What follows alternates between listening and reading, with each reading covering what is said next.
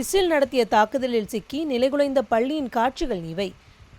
இந்த கட்டட இடிபாடுகளில் சிக்கி இறந்த குழந்தைகளின் உடல்களை மீட்கும் பணி தொடர்ந்து நடந்து வருகிறது.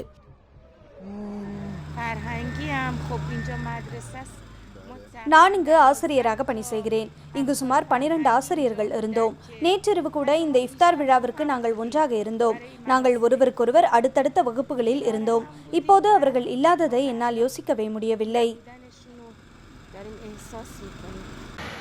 பெண்கள் பயிலும் இந்த பள்ளியில் நடந்த தாக்குதலில் குறைந்தபட்சம் 165 பேர் உயிரிழந்திருக்க கூடும் என ஈரான் அரசு ஊடகம் தெரிவித்துள்ளது. இதில் சிக்கி பெரும்பாலும் பள்ளி மாணவர்கள் உயிரிழந்ததாகவும் பலர் காணாமல் போய் உள்ளதாகவும் கூறப்படுகிறது.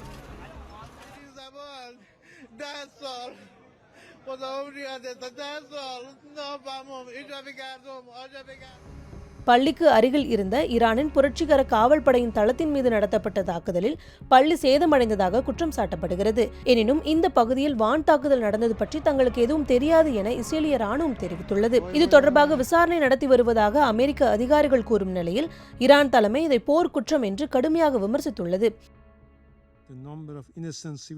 அப்பாவி பொதுமக்கள் இறக்கும் எண்ணிக்கை தொடர்ந்து அதிகரித்து வருகிறது.